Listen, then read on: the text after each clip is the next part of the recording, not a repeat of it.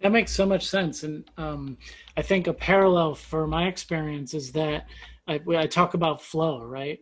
Mhm. People get into a flow. That flow can be a negative flow, Right. right? Like it may not, when that flow lacks intentionality Hmm. towards what you're trying to accomplish, you have problems. You, Yeah. you end up you end up expending all your energy paddling in the wrong direction. Yeah. Exactly. And it's even harder to get back because you're Yeah. going against the tide, right?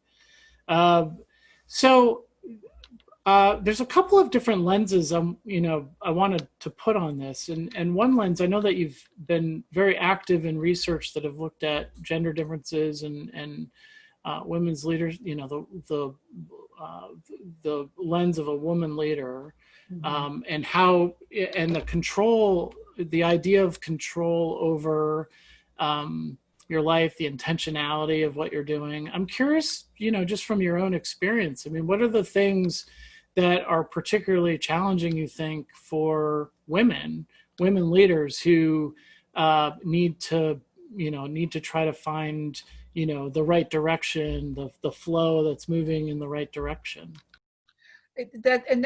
You're right. One of the things that I'm passionate about is the research that I do in terms of looking at the distinction between how men will approach a situation versus a woman. Again, look, we first of all, we know that there's a physical difference. We also know that, intellectually, in terms of how we've been socialized, okay, from a very early age, and that of course is going to, it will impact our behavior and our behavior as leaders. So oftentimes what I find with women, and I'm looking at some of the research now, so just generally speaking and pointing out some of the things, a lot of times what I see, women that desire to move into leadership position, some of the things that would be barriers for them is that socialization process of, you have to play nice all the time, and what do I, not that you don't have to play nice, but just that when you're taught that from a very early age means that there can be no conflict. Okay. So if you disagree with someone, then you have to not say it because it might cause conflict. So therefore, you operate from a place of oftentimes not speaking up. Okay. In meetings. And when you see something, you don't say anything about it because you want to play nice. You know, and in fact, I engage in several exercises where we look at those kinds of things, like what are some of the things that you heard growing up, okay, that you that impact, like the whole, again, the socialization process that impact how you interact with people, in the workplace, and particularly as a leader. And one of the things I that comes to mind also is you want to be liked. Okay, you want people to like you. So what I share with them often is go after the respect, and the liking will come. Okay, you want people to respect you as a leader, and then there's a fine balance for women, because if you come across too forceful, okay, there's that perception then that you are too aggressive, and you can be engaging in the same you may be taking the same approach as your male counterpart. Okay, but again, as a woman, how do you do the communication dance in the workplace? One, where you get the respect, okay, and two, where you get the respect as a leader, and you also feel like you're expressing yourself. So again, it comes back to the communication piece. So when women feel, oftentimes will feel, I would venture to say, again, not quoting research now, that oftentimes women feel as though they are out of control, often, much more, or at least they're willing to verbalize it. Let me put it that way, or articulate that they feel like a sense of a lack of control, more so than the male counterparts. And I guess even though they're verbalizing it, I can also look at some of the research that points to health. Okay, that women end up with more heart issues than men. I mean, we have so many uh, uh, uh, uh, so much of the research now is sharing with us that women are, retaining or holding on to a lot of that, a lot more than our male counterparts. And again, I take it all the way back to how we've been socialized.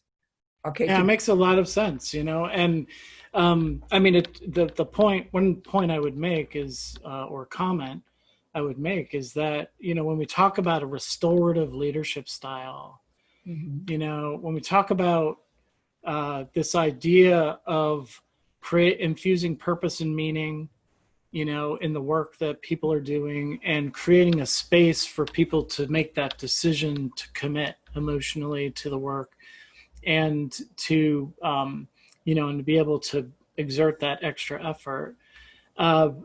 So core to that idea of restoring is that we are restoring to something, I think, uh, uh, is before we have applied all of those sort of socialization kind of Right. you know, rules and guidelines and norms Right. and values that have shaped us our whole lives. But I think core to this idea, core principle of this restorative leadership style, is that we're trying to pull back some of those layers and get to, you know, something that's a little bit more sacred and true to who that person really is, right? Right. And this idea of women in particular, but there are different sort of personality types that I think also fall into this whirlpool, right? Where Yes. it seems like they lack control over things, and there are options available to them as individuals to be able to, you know, to demonstrate more control and work towards building that respect. At the same time, as a leader, whether you're a man or a woman or, you know, someone in between, there's this opportunity to really kind of think, you know, create some space for yourself to really think about how you're really managing all of your people, right? And are you doing it in a restorative way? Are you knowledgeable about some of the assumptions you may be harboring, you know, about people? Of course. And you know, it's interesting because when you talk about the whole process of the restorative leader, a lot of the characteristics that you're speaking about is more of a collaborative kind of leadership style, of more of an awareness, which, interesting enough, are characteristics of the feminine, okay, versus the masculine. Because if you think about organizations from the beginning of time, when we, you know, which would follow pretty much the military model, okay, and so we know what the military model is. It's like, you know, like, if you fall, get up. You know what I mean? That very harsh, very command and control. This is it. Do not speak back. Do not talk back to me. I'm your superior. This is how things are supposed to be done. Organizations were ran like that for a very, very long time. Okay.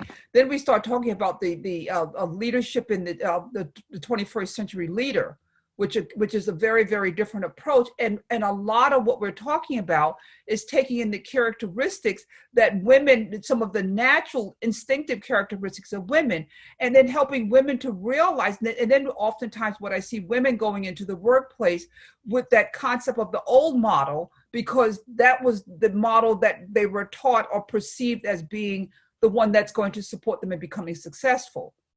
And now there's research, which I do have, that actually speaks to, when you look at male and female leaders, the male leader that uses both the combination of the masculine and the feminine characteristics, which of course is part of the restorative, are the ones that are the most successful in organizations. And yet we find that women, when we look at the women that, and I believe it was I want to say probably around 500 people that they using this research, that they found that the women were focusing primarily on the male characteristics, because that was the image that they saw as being a leader and being successful. You know, so we can fight for something, which brings me to the point, but if we fight for something and we get it, even though we disagree with how it's being handled, that's all we have as a model. So we end up creating, you know, doing the very thing that doesn't work for us, that didn't work for us with other people. So it becomes like a flip-flop, and you're nodding, so you totally get where I'm coming from with that. Absolutely. So I'm curious, this is a little bit of a tangential question, but I know it hits something that another thing you're very passionate about. Mm-hmm. I'm very curious your perspective on the linkage between the sense of control that we have and this idea of resilience, Mhm. right? Yeah. And I'm very curious your take on resilience and how it manifests itself in terms of control, a Well, sense of control. and that's a fascinating question, because I look at resiliency, and one of the things that I'm measuring right now in my research is if you have a high level of resiliency. I'd like to ultimately, and this is sort of like a plug here, ultimately would like to create an assessment looking at how do we measure resiliency. Okay, and we probably get some of that out of the current Restore assessment. But when I think about resiliency, is like, regardless of what you are faced with or what you're hit with in life, your ability to bounce back, and a high level of resiliency, and this is as I'm defining it, is your ability to bounce back quickly versus perhaps a long period of time or not bounce back at all. So how often do we find that in the workplace, where you can stay in the workplace, stay in the role that you're currently in, and mentally check out, so you can no longer thrive. You're basically just surviving, and you're waiting until retirement. Okay, I call that RIP, retirement in place. You know what I mean? So when people do that, so when I think about the resiliency, your sense of control and resiliency is when you get knocked down, you can say, you know what, I can get back up. In fact, I actually heard someone say this many years ago. I was working in Illinois, and this gentleman was being interviewed on the radio, who had been extremely successful throughout his career. And so the commentator said, wow, you've done this, you've done that, you've accomplished this goal, you've done so many things. What is the key to your success? And he paused for a moment. If you think about a pause, even for a second on the radio, is quite a bit of dead silence. And he said, every time I fell down, I got up. So that to me is what resiliency is, in a sense of control. I may not have control over the situation. Okay. I do have control over how I respond to the situation. That's my power. Yeah, I love that. And when I think about resilience, I do have that idea, that image of someone just getting right back up after being pushed down. And when I think of how resilience and this idea of personal control, Mm-hmm. right? Like you make the decision to get back up. Yes. Right. So I think there's some underlying, kind of linkage, right? That if you have that sense of control, a deep sense of control, that your resilience is affected by that, because you're going to get back up, and to the point where I think, and this is something I'd love to work with you on, like in research wise, but this idea of, well, there's not getting up, there's bouncing back, Mm-hmm. and then an idea of bouncing forward. Yeah. And like, that is the ultimate control. I love it. Absolutely. And that's really interesting. So then, as you were speaking, I'm thinking, which comes first? Does the control come before the resiliency, or the resiliency become before the control? Now, I develop training, and I do training in resiliency. Okay, that you can develop that. And I never thought about which comes first. Do you have the control? Do you have to have that sense of I'm in charge of my life, and my power, regardless of what's happening around me? So therefore, I'm going to be resilient, or am I resilient, and therefore I know that I have the control? Oh, these chicken and egg arguments, they're tough. I know, They're right? tough. But, I think that there may be different things, but they connect, and we need data, right, to Yeah, really look absolutely. at these Absolutely. things. But somebody who has control can decide not to get up, right? And I can certainly say in my life that has happened. There are times when I've decided, you know what? Well, last year my husband passed away, and you know that, right? My husband passed away last year, right? And then I decided, you know what? For this period of time, I'm just going to like hang with this. I'm good. I'm conscious of the fact that I'm doing it. I think that's the distinction there. Okay, you have control when you are making a conscious decision. Okay, as opposed to the circumstances has caused me to do this. I think that becomes the key. Self-efficacy, internal locus of control, We're going to I come mean, right back to right that. on, Come right right on. back to that. Yeah. I, so, are there any other things that any points you wanted to make, or anything you wanted to share as it relates to what we're talking about today? Well, when you think about what is you know, one of the questions that comes to mind is like, what are some of the factors that inhibits the sense of control? You know, when you think about it from that perspective, would, you know, your environment, okay? When we look at some of the issues that we're dealing with even today, you know, what are some of these things that have caused people to, for generations, to feel like they have no sense of control? So then they do things that to people that have a sense of control seems absolutely outrageous, like burning down buildings, okay, and all of that. But it's because they are coming from a place of, I have no sense of control in my life. I'm being controlled, and so it's like a child. Let's go back to children again. It's like a child. You know, when a child throws a tantrum, okay, what are they saying? They're out of control, and and because you're telling them, sit there, don't get up, and they want to get up, so they scream. And of course, you probably never experienced this, but they, you understand what I mean? So you have a lot of what we're dealing with right now is that, how do we get people to realize, okay, an entire group of people, and right now we talk about Black Lives Matter. How do we get a group of people to realize that they do have control? Okay, that they individually have control, because a lot of what we see happening right now, and I'm not putting it into like this is the reason and this is the answer. I'm just saying this is one, because we're talking about a sense of control. How do people respond when they feel like they have no control, when you have it not just one person but an entire group of people? And I believe that's one of the things that we're seeing right now. I totally agree. And we had a little bit of a conversation early in the week, right, around this idea that if we want to engage people in the mission of racial justice, in the mission of fairness, you know, what we're asking people to do, black, brown, white, whomever, we're asking them to emotionally commit, right, to this mission. And we're all coming at it from different places, right?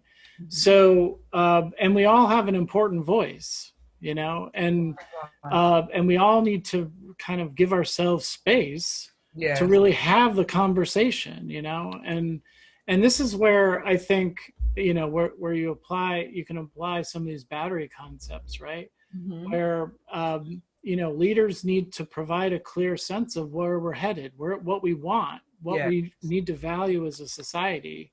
But then we need to give people some optimism and some hope that we can get there. Right. And then we need to give some people some sense of control to be part of the solution and to make the decision to engage. Because there's a little bit of a flaming hurdle that we all have to kind of navigate over, around, or through. Yeah. And part, and when you said we have, because we have to get commitment, what is the one thing, even in relationship, like with your relationship with your wife? Okay, how do you get commitment from someone? There's trust and respect. So without the trust and the respect, and so when you have people feel that they cannot trust, so then you can't get the commitment. So we're almost back to like that whole chicken and egg concept again. How do you get people to a place where they feel like they're being heard? Okay, so I believe that there's the training, education, the educating, if you will, on all sides first before we can even get to this place. You know, people being able to, one, recognize their battery, recognize that they're feeling a sense of control, out of control, and then those recognizing their battery and their over control. Do you know what I mean? And where is that coming from? So I think that that the individual work in terms of the groups, if you will, before we can come together as a society and say, okay, now together, let's co-create what we want the future to look like. That's exactly right. And, you know, we have to make the decision to each be vulnerable, Yes. right? Mm-hmm. And, you know, how I've seen it in my own life, right, is I need to be open to hearing things I don't want to hear. Yes. Exactly. Exactly. And create that space and not be reactive and just accept that, you know, that perspective, and really try to understand. At the same time, people who feel that they have, you know, been held down, Mm-hmm. they need to feel vulnerable enough to share, you know, like what, because I think there's a lot of things, at least in terms of me not hearing them, there's a Mm-hmm. lot of things that have happened that we don't, you know, we don't really hear about. Sure. It's not part of our daily lives. It's not, it doesn't sort of make its way through. And I'm sure that there's a lot of things that have happened to people that they don't want to share Right. because it's not, you know, it So paints them in a horrible light, you know, in a right. difficult light. Absolutely. And the key here is in communication. Okay. In order for all people to be vulnerable, one, I have to be able to share with you what my world, my life, my experiences have been in such a way where you don't feel like you're being attacked. Because if you feel like you're being attacked, are you going to become vulnerable? You're going to go back to what we started the conversation of talking about. You're going to go into fight or flight. So then you're going to come from emotion as opposed to from the intellect. So how then do I speak to you in such a way where you can hear me and we can have the dialogue, because then it's a dialogue, which is very, because then we're not debating. It's not, you know, I'm right and you're wrong. It's none of that. There's a difference in the dialogue than having a debate or a discussion. So we have to be clear about what it is that we're doing in this communication. And, you know, and I'm speaking societal, like, because these are the things I'm not hearing right now. Do you know what I mean? Let's decide what we're going to do. Like we started our conversation, and I said, "Tell me how you're defining control, so that I'm not going on what I view as control, which might be very different from what you're thinking." And we're having a conversation, but we're really having a monologue. Okay, together, each one of us are having a monologue. So I think the clarity is really important. Excellent. One last question. Okay. Um, so, if you were coaching somebody on building a greater sense of control based on our definition that we've been talking about, what are three things that you would recommend they do to start? Think about, the first thing would be, you know, make a list of the things that you feel that's out of control. Okay. And then the second one would be to let me see, to make a list. And then let's go on the list and see if we can select, if let's say you have a list of 5, and I'm just going to use that number arbitrarily. Let's see if we can find one thing on that list that potentially you do have control over. Okay, because people have to see wins. That's how I see it. And so that would be the second. And then the third thing would be to, now let's come up with a something that you can do, okay, that would help to give you the confidence that you have control over that. That would be, those are the 3 things that come to mind right away. Because again, I as I mentioned to you the other day when we were speaking, that I look at, as opposed to where I've been, because we have no control over the past. And so oftentimes as human beings, we see the past as controlling our future. And quite frankly, I believe like, you know how they say every day is a new day, you get to start all over again. So what if I design my future based on where I am right now? Okay, as opposed to looking back. And I like to use the analogy with folks when I'm coaching, is that, can you imagine driving down the highway 95? We'll use 95 since you're in Connecticut. Driving up down 95, looking behind you the entire time while you're doing 80 miles an hour, you're going to crash. You have to look forward. Okay. Now you're aware of the past because you look through your rearview mirrors, you know, you look all the time to see what's happening behind you, but that is not your main focus. Your main focus is what's ahead of you. So it's that awareness of the past. So that's why I think I tend to operate from that place of, where are you now? What are some of those issues? And then let's take one of them and I would help them to ensure that the one that they take is one where they will have a win, however small, because it doesn't matter the size of the win, but just that win will reinforce the fact that, wow, I really do have control. Well, thank you so much. This is huge. One thing I would love for you to do, if you could, just take 30 seconds and introduce yourself. So you could say a little bit about the work that you're doing and some of your research, because I want to make sure that I have that on the front end of all the different things that we do with this. Okay, so my name is Carrie Spell Hansen, and I am an entrepreneur, a facilitator, a coach, and a keynote speaker. I do a lot of keynote speaking. And I'm an Advent researcher. In addition to working and training, facilitating training all over the world, I still present my research all over the world, every opportunity that I get. The research that I'm currently focusing on is looking at women leaders and how do they thrive? And the operative word here is thrive as opposed to surviving. How do they thrive in the face of lack of respect in the organization? And I'm looking at resiliency as one of the main components.